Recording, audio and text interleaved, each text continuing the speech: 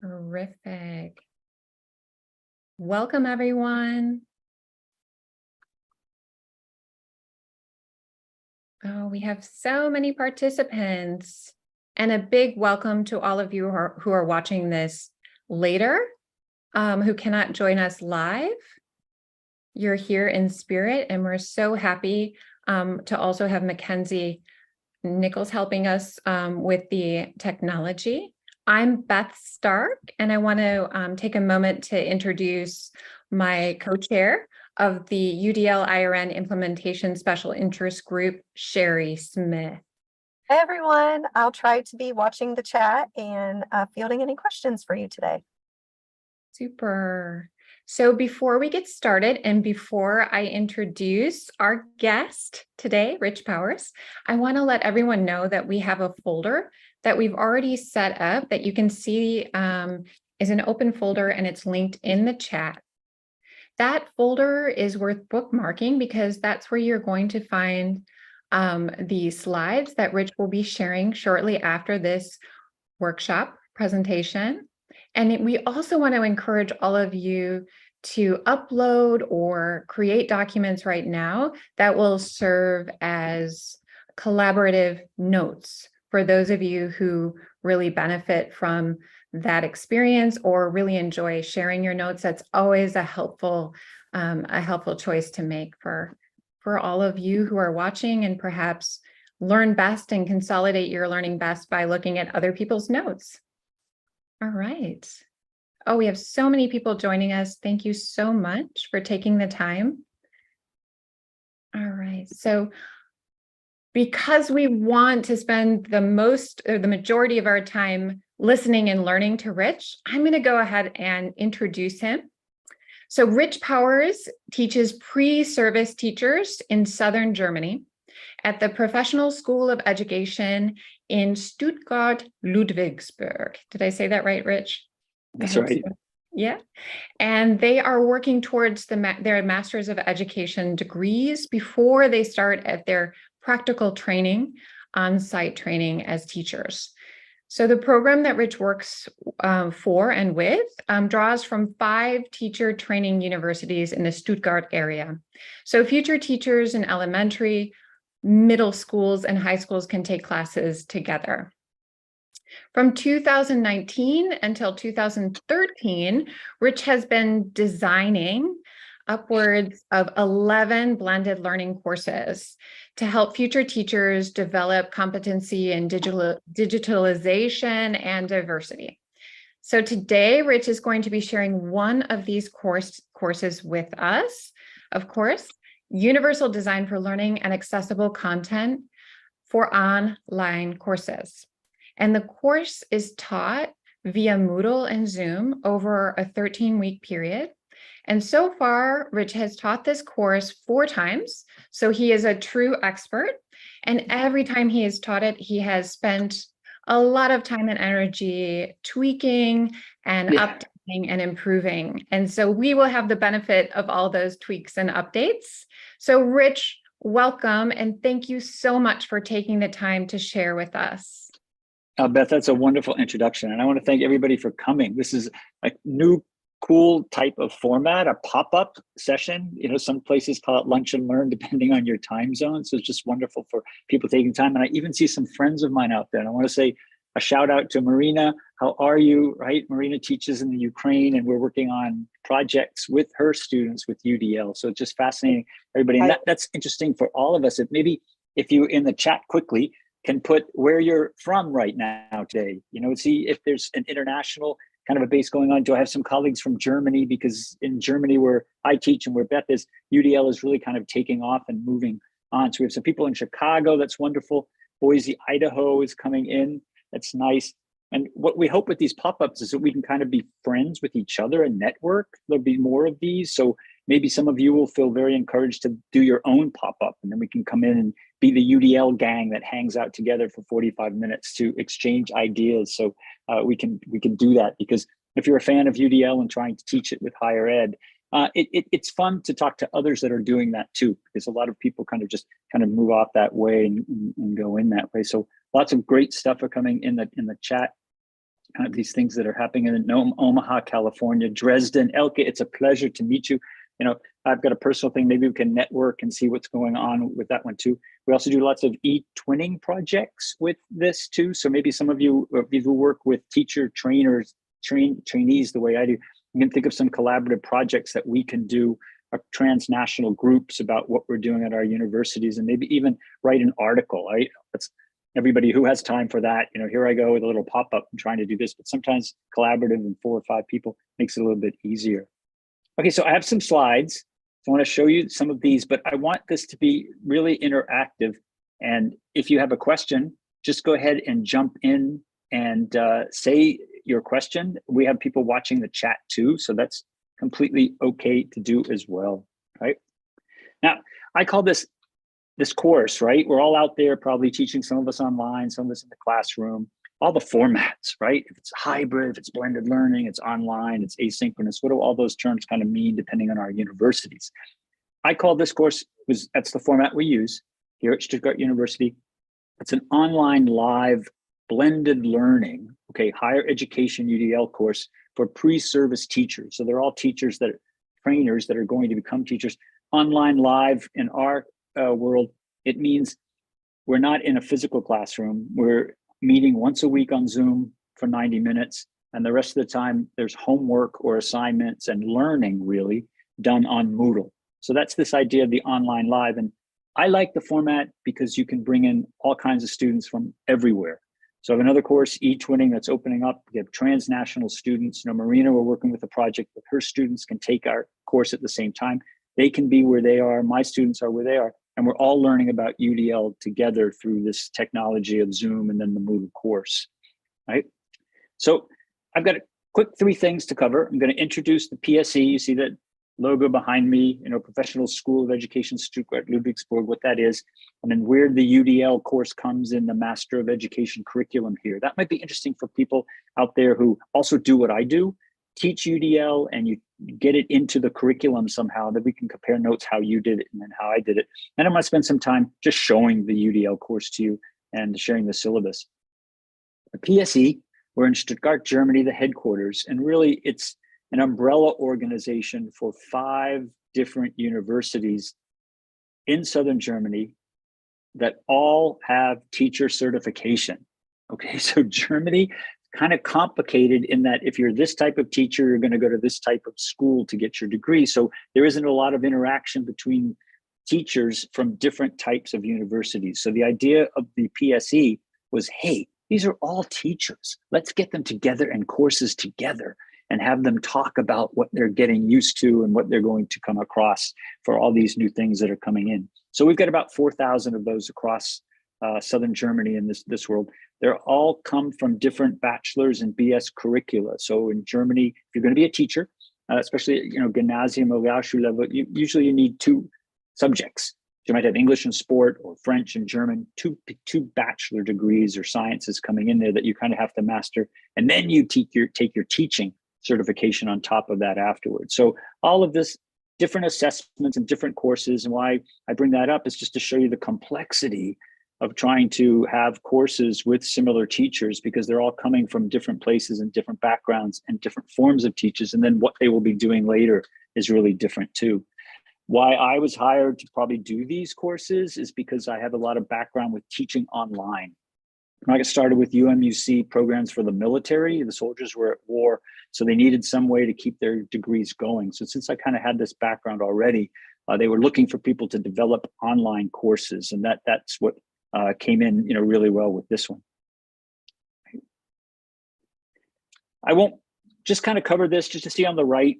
See, Stuttgart University, we have the gymnasium. So we're going to have students that are later going to go into university and teach there. PH Ludwigsburg has all of these different types of schools. So just kind of briefly, the Grundschule, everybody goes to these levels at 4, and then you go off to different schools. So different teachers train at different places, right? We also have the vocational schools that move in this too at Hohenheim University and the different places that they're going into coming in. Now, my program that, you know, Beth was talking about, this Lehrerbildung Plus, the plus is usually there for digitalization, is really how do we develop free service teachers competences for digitalization and diversity before they get into the classroom. The challenges of the new world, especially after the pandemic, really thinking, where do we put this in the curriculum of an already full program for teachers to do in? So one of the courses, the very first one I developed, was instructional design and teaching online, right? How to teach online, kind of a basic course. And this is what led me into really, which was my second course here, this universal design for learning and accessible course content. Because after teaching that course for a couple of times, I realized that, wow, UDL accessible course content, even though they're different things, they're very important. They go hand in hand with the instructional design moving forward. And the third one was project-based learning with eTwinning and Erasmus Plus for interculturality. So these three courses, they've really become a nice trifecta for students to take one after the other as they move through their pre-service teaching and then move into their qualifications for their certifications. The other big part of my project is EU, the European Union, and making the teachers, pre-service teachers, aware of all the digitalization resources that are out there. The EU spends a lot of money on all of these things, the European Media Act, the European Education, and teachers need to know this. So it's a big part of what we do in our classes is the awareness. It's just plant the seed, here's what it is. So the students, pre-service teachers have at least heard of these terms. So when they get to the schools, they go, oh yeah, I remember that from my school, and moving them forward. Now, here's the curriculum part. That might be super interesting for everybody. Where do I put this in my program? Or Rich, where did you finally find that it was coming from? This is kind of like a schoolhouse built up of what you have to take. The first level is the bachelor degree, where you work on your bachelor or your Bachelor of Science. And so you have all these different credits and courses. You know, each course has about 3 ECTSs. And now when they get to their Master of Education, that the teachers are working on here too, the place that they decided to, or we decided really to put a full course on UDL was up here in what's called Bildungswissenschaften. It's really kind of hard to translate, like the theories of education or education training, pedagogical theories somewhere in there. And you can see they need 9 courses. So that's kind of a broad area. So if you're out there trying to think, where in my modules, where in my teacher training can it come? That might be a place that it's way from the standard subject that they're trying to major in, such as English, math, French, but it's more about the teaching of those courses and putting that area. And you know, Elke is probably nodding her head when I say this big debate, and also Beth, between Fach and Fachdidaktik at universities, right? That we go through this push and shove because they kind of fight themselves a little bit on that, where that comes in. Okay, now where the UDL course finally came in, see up here, we've got the 8th semester. So after they've done their bachelor and everything, they're moving in there too. One of the lectures that they take is diversity, inclusion, and what the German individualization for this, how it's moving forward. Then there's a seminar in the 8th semester on Sozialmethoden and Unterrichts, methods that they can take. This is in particular that teaching online. And then they get an elective for Erziehung and Bildung, for training and building. And that's where I was able to get the UDL course in for training and pedagogical issues for universal design. It's very hard, and it's also hard, doesn't matter what country you're in, to try to bring UDL as an accepted theory. Sometimes they say there's not enough research, or how do you know that it's really kind of working? You're fighting all that, you know, type backdrop with it. So if you've somewhere in your curriculum where they've got electives or special topics and pedagogy, that's a great place where UDL is almost pre-designed to work. Another place it works really well is with instructional design, learning design, as a follow-on course for advanced structure in those areas. Now, about the course itself, has a really full title, Universal Design for Learning and Barrier-Free Accessible Course Content. So I couldn't just have a Universal Design for Learning course. I went to my bosses and said, this is what I want. They said, well, Rich, we love it, but we also like accessibility. That is an important type of thing. And I said, well, it's a whole separate course. It's really different from UDL. And they said, we got it. We know what you're doing, but you have a better chance of this being approved as a course if you combine them and you do them in both.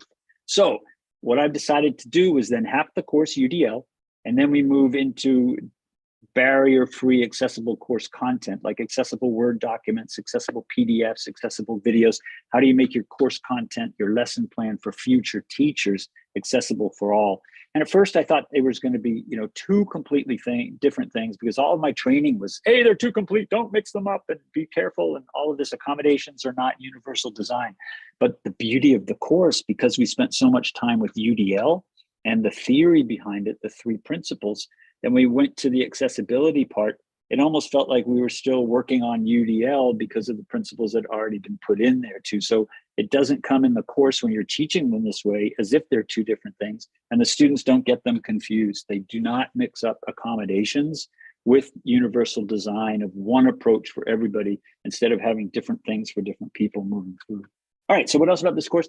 It's a weekly 90-minute Zoom session, followed by reading and learning activities in Moodle. So you can see the chart, about 15, it's point-based. So that way the students can monitor what kind of a grade they want in the end. Some of my schools, or the universities I work with, 5, it counts, it's kind of confusing, as a non-graded course. So they have to pass it, but other students are taking it for a letter grade, or a number grade. Here in Germany, a 1 is the highest, and 2. So it makes it a little bit challenging. Some of the students, what they can do, this helps, because if I say to pass the course, you need X amount of points, but now if you want to earn a higher grade, you do this, then students are able to monitor what they want to put into the course and what they don't want to do.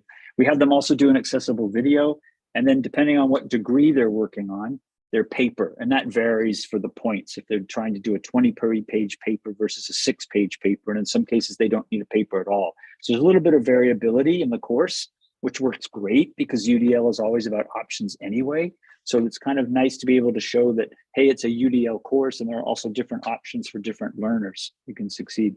I also have them, because I think, not only because I give them, but I also think webinars are kind of fun and cool. But I also like webinars because you get great information that might not yet be in an article or might not be in a book. So the course requires them to take part in 2 webinars that they pick out on UDL or some related subject, and then write a reflection. So in this way, they're able to reach out for international connections. And sometimes in Germany, that's super important to get out and see what they're doing in France, see what they're doing in America, and just show students how easy it is to access information, at least right now in this current age that we're moving forward.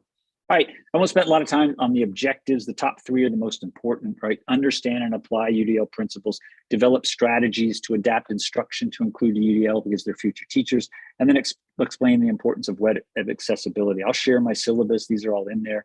We have to have outcomes too at Professional School of Outcomes. So this are really the deliverables. And the first 3 are also probably the most important here too. Analyzing course materials through a UDL perspective. Revise your course materials that you've already prepared. So a lot of my pre-service teachers, maybe they've taken a class already and they had to do a lesson plan.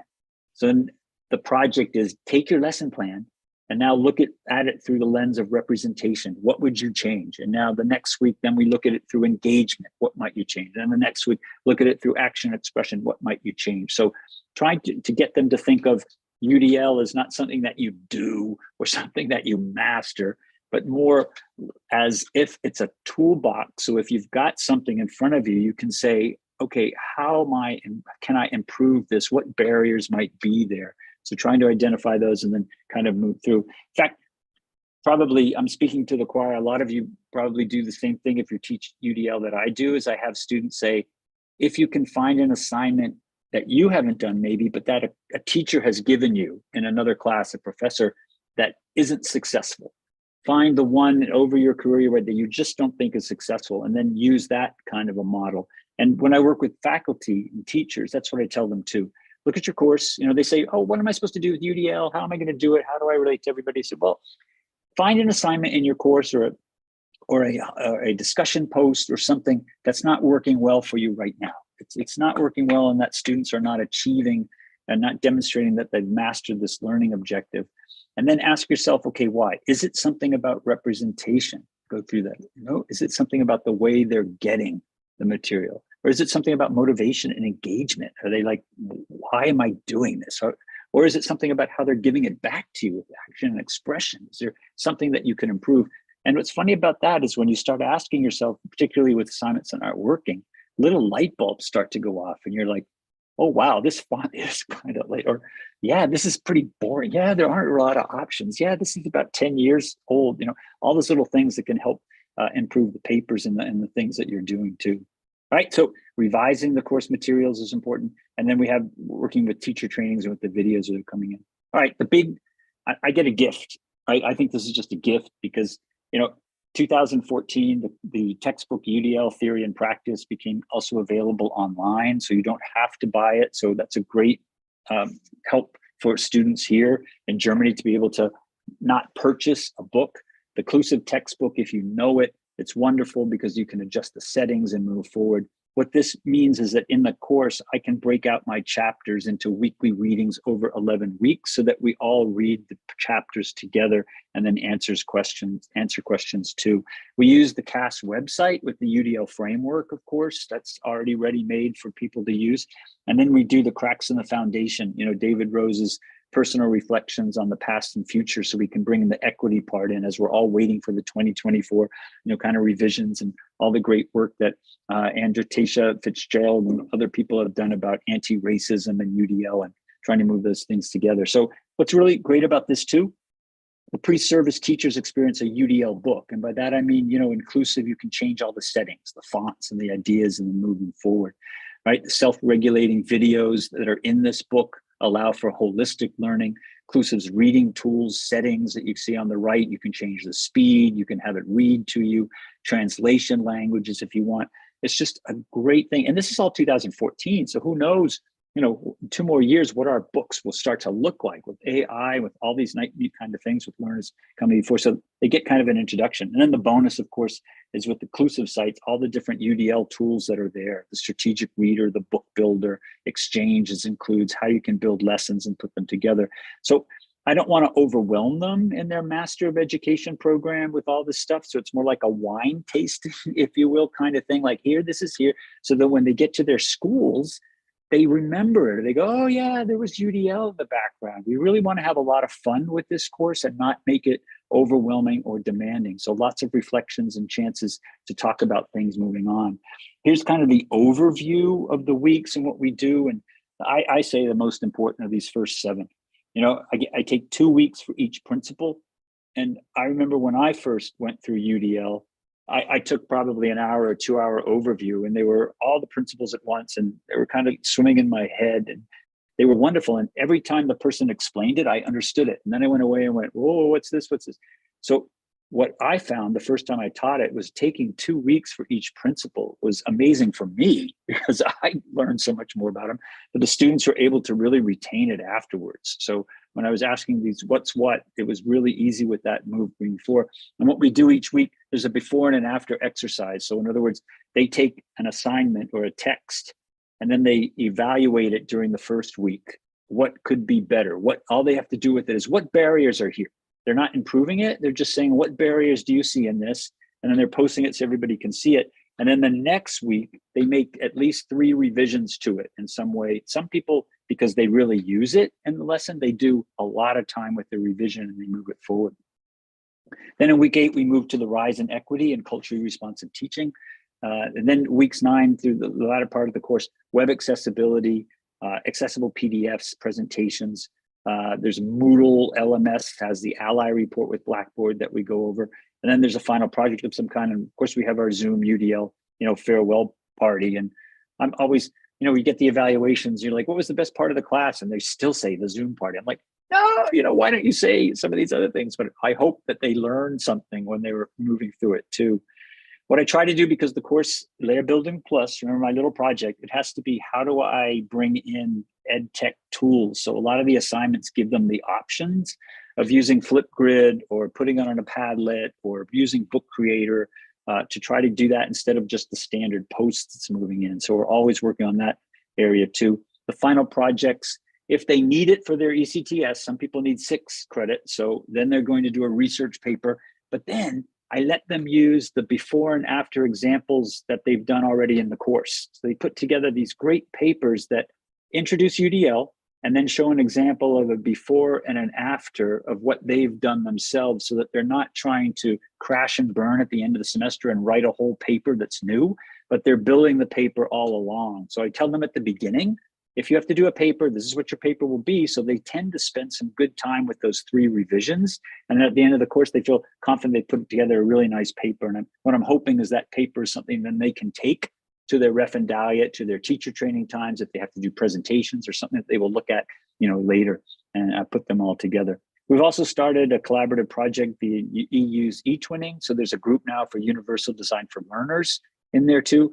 On the right side, you can see the little videos. One group, one year, they put together their videos of UDLs. I can share those links too, but they're in German. That's what's really nice, because there's so much in English and there's not a lot in German about UDL. So I'm encouraging them to write their papers in German if that's part of their degree, or do videos that might help teachers in German, right, to get through and move through. As Beth said, I've done this for 4 semesters now. I've had 147 teachers across the 5 teacher training institutions go through.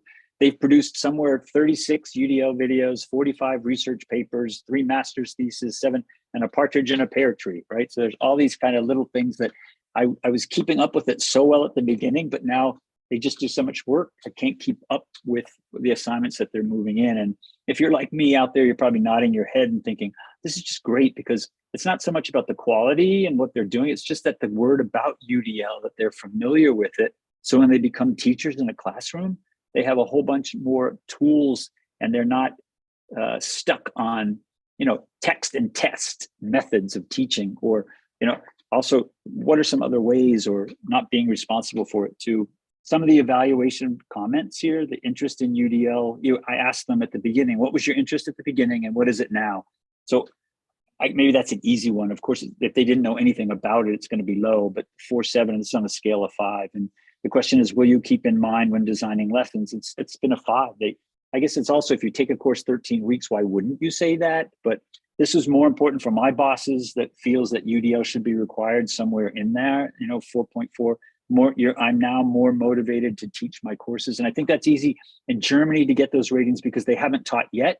And many of my students haven't been in a school to do their practice teaching. So there's a lot of fear and kind of, studied all these years, and now I'm getting ready to go teach. And so I think that's why they're more motivated to teach, because it gives them the feeling that I don't have to know everything. It's about my role in this whole thing is helping them become good learners. So they come to me and ask me for what they need. Say, hey, teacher, you're only giving me the textbook. I need flashcards to learn. Can I get some flashcards here?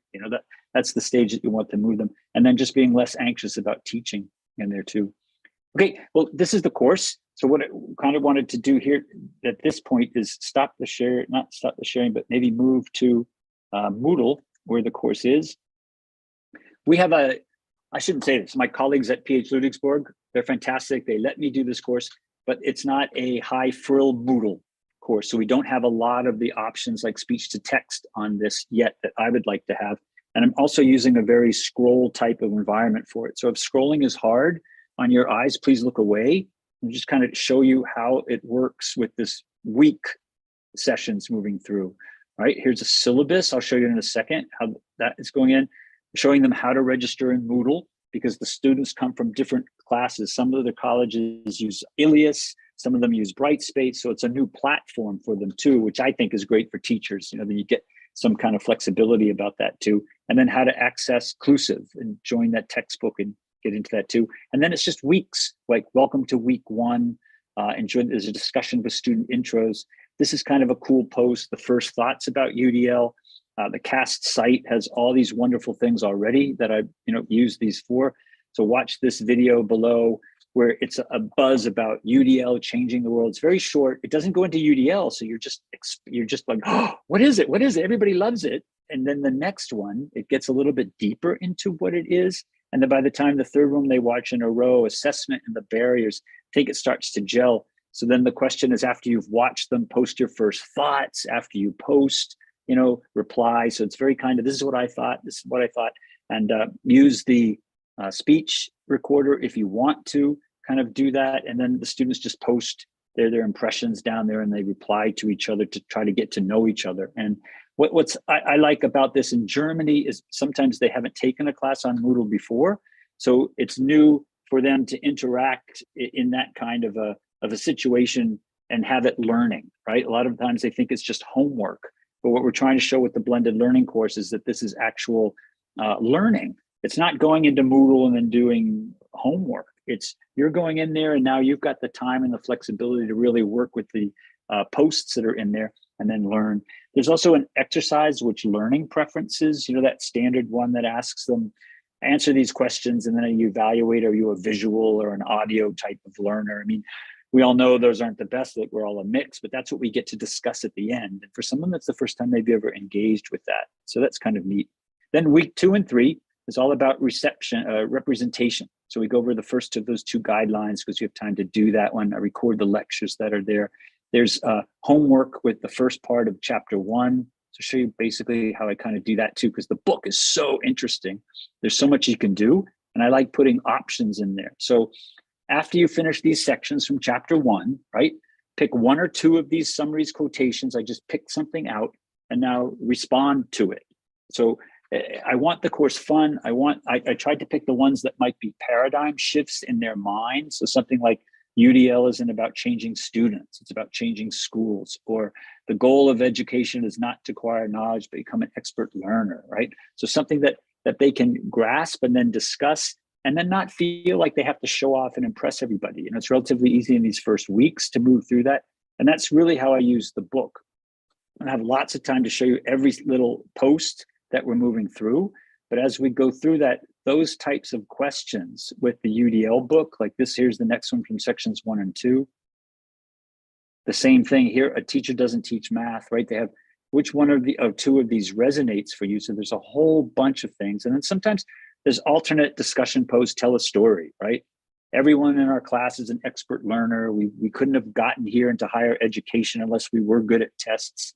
Now tell a story about maybe somebody in your past that didn't make the journey you did, and maybe school let them down, and then maybe why, and then maybe even start to use some of these terms that we're going over in the book. And they really like that part about telling a story about education. It's amazing how many of them use, for example, brothers and sisters and go, I had a smart brother, a really smart sister, but the teacher or the school, or they were just not engaged the homework, or they had bad reading practices, and they start to put 2 and 2 together and like, wow, there's nothing about people being dumb or slow or not getting it. It was the system failed them, or the school, or if they had a different book, they probably wouldn't have been better at it. And when they start talking about that at the beginning of the course, then they really embrace UDL probably the same way that we all have. And here is where that revision starts too. They move in. The same thing with the action and expression. We go over the next guidelines, or physical action and expression and communication, those guidelines. And then we analyze with the barriers coming in. The same thing with here with the guideline 6 is then the revision of it. I would love if I've inspired anybody today, I need guest speakers. It's so much fun to have a guest speaker, even for half an hour, come in 15 minutes and just talk about what you do. I use Jim Ellis, that maybe some of you know, came in from school design. He talked to us about hostile design, and that was a big success. So they're not just listening to me. So please, we're networking together. You're my new friends. Please, if this sounds interesting to you, I've already incorporated Marina, right? So you know that too.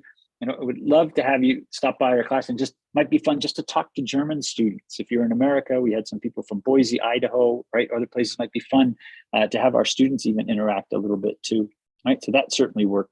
Week 6 is the guidelines for engagement and moving forward, the same types of thing, including recruiting interest. Can show you maybe a quick question for how this kind of going. Well, remember at the beginning I started, oh, go ahead, Sherry. Well, I was just going to say, did you ask me if there were questions in the chat? There are no questions, but there's lots of applause and enthusiasm around the feedback of the course. And then you already have a couple volunteers for guest speakers. Oh my gosh, I'm going to save the, can we save the chat for sure? If I don't get to see that, because yes, we will definitely just do that. be wonderful. And I'm a little bit of, you scratch my back. Well, that sounds a little weird, but you know what I'm about to say is, if you need a guest speaker, I'm more than happy to come in. Maybe it's not even a subject I know something about, but I'm sure it's something we can do. But what I was showing you, the initial parts of our course, a lot of those questions were reflection, fun types of what do you think, what do you feel? And then as we move into the latter part of the course, I really want to make sure that the vocabulary in UDL is starting to center. So focus on these. You make sure you're using these terms. You know, the metaphor of the brain that the book has is a kitchen full of food processors. Is that right or not? You know, some of the things that you might know from the Inclusive book, the marshmallow test comes out in the book. The rubric cube is an important part of that. So I want, you know, more information about that. And that's such a cute video. Probably everybody's seen it too, with the kids going in, and it just sparks conversation. And then people start talking about, wow, we are learners from the beginning. It's not as if we just start learning when we get to university. So these great little videos, brain plasticity, primary motor cortex, I don't think that's too advanced at this point for people to start saying that. And it's funny how many student teachers say, this is bizarre. We don't have any courses yet about how we learn, and yet that's what we're doing. So I think the course, it wasn't part of the design, but they start to get really super interested in the brain. And I think if there are courses that are coming for neuroscience, that they will take them because they're really interested in how the brain learns, and everybody's brain is different. So how can everybody learn the same? That's been like a fundamental eureka moment for the students in this class, where they don't start seeing students as slow, as dumb, or as behind. They just see all those medical terms not being very helpful. So those types of questions, then you can just ask, okay, now what was the most confusing for you? You know, what was the influence going in there? The book is filled with all kinds of great examples. So I have them pick then one, you know, like do a little research on Temple Grandin and talk about that. Who's Martin Seligman? Who's Walter Mischel? And because there are, you know, 20 to 30 students in the course, they invariably pick, so that your discussion board then turns into this full range of people talking about different topics and errors, and how they all kind of work with that too. Okay, let's go out of here. I want to give us some time to talk to each other too. There's a spring break, engagement is down here. Okay, the same types of things that we go into. The accessibility module 1, we talk about digital Barrierefreiheit in Germany, you know, accessibility. There's all kinds of references. What's a VPAT? How do I check if I'm at my school and I want to use Padlet or I want to use Quizlet? What do I have to know? Those two big things, right? Accessibility and privacy. So they're already learning that type of thing and feeling like, okay, this isn't so bad if I'm trying to check something out. But how do you read a VPAT? What are you looking for? What's WCAG? What's COBLIS and colorblind, and looking at those different things that are coming in, trying WebAIM and trying WAVE, practicing with that. Just review a website, quick familiarity so that they've done it once. Then we get to kind of the exciting part too, the inclusive content, the Rising to Equity initiative, ways to mitigate implicit bias, you know, those Harvard tests that we sometimes have a little bit of fun with too. Accessible PDFs, and chapter 10 is about UDL curriculum, the whole idea of UDL, right? Of curriculum and what it is. Those 4 areas too. Anti-racism and all the good work that Tasha has done with anti-racism and UDL. We talked about her website and how then we can use that in Germany.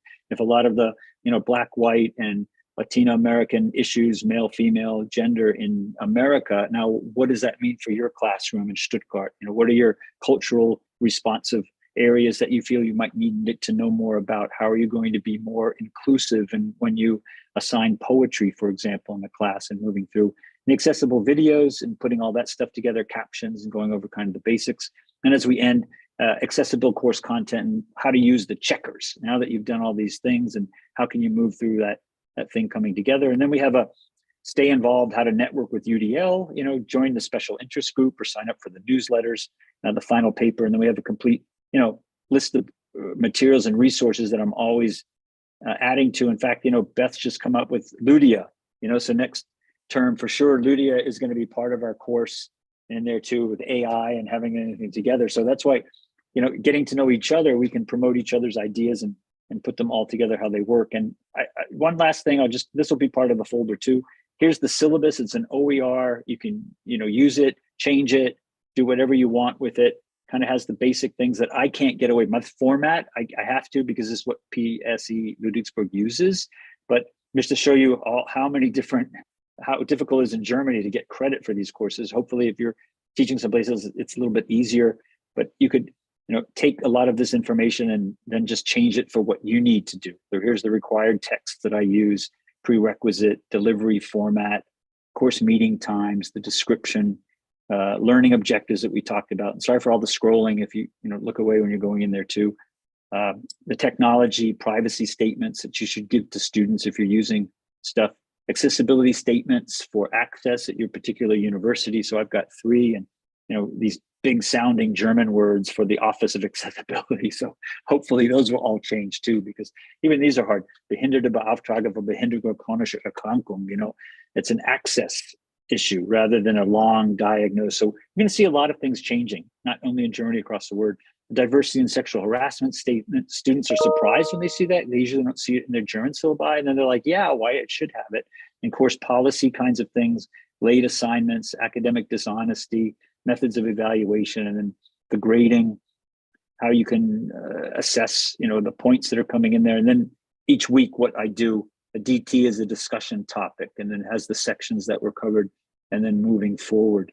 So kind of a lot in there, right? But it's helpful if you're trying to build a course like this, or maybe also to compare with each other and see how that's working. But I'm going to stop sharing now, and it's kind of my little journey with trying to bring UDL into the college curriculum for pre-service teachers. And I want to say I've been successful, but it really hasn't been me. It's because the great stuff, it's like if you're a salesperson and you're selling something that people want and they love, it's so easy.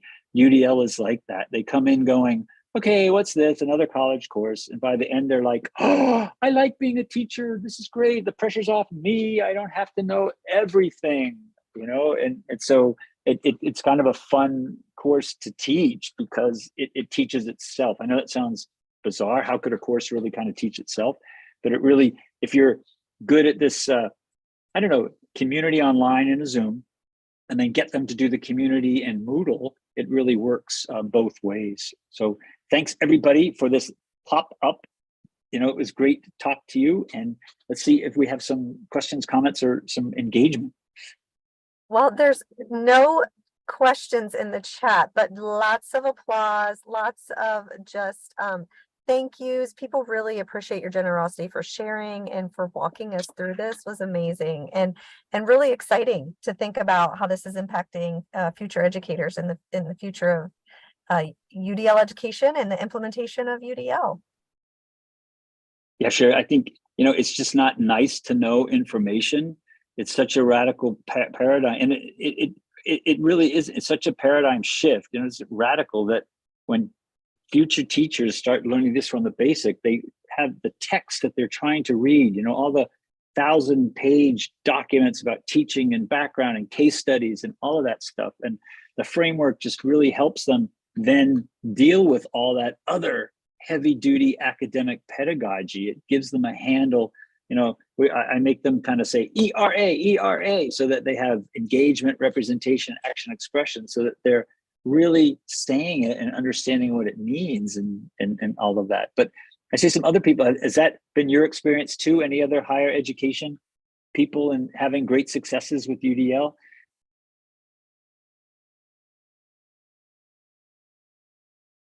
So I am not in your shoes, but I do want to say in closing, unless there's someone who wants to open up their mic and share a comment, I just want to say, Richard, I think you're wrong. I think that it isn't just the material. Your enthusiasm and your expertise in scaffolding learning for your students is remarkable. And I am so energized and so grateful to be learning from you today. So from the bottom of our hearts, we are just touched by your gratitude and definitely moved by your enthusiasm. It's hard to believe that we're out of time, but we want to make these pop-up sessions nice and accessible, and that means they have to be a little short. Unfortunately, we do have 1 or 2 hands up. Oh, we have some claps. Great. Okay. So we are going to close out, but we want to just remind everyone that the shared folder, if you did take notes today, is a great place to upload those for our efforts as collaborative note takers. And Richard will also be sharing his slide deck and all of his resources shortly after in that folder. For those of you who perhaps would like to watch this again, we are going to be sending out a link to the recording for everyone along with the transcript. So Richard, you have set the bar incredibly high for our follow-up sessions. And again, a heartfelt thanks from the UDL IRN Implementation Special Interest Group and all of you who were able to take time to attend.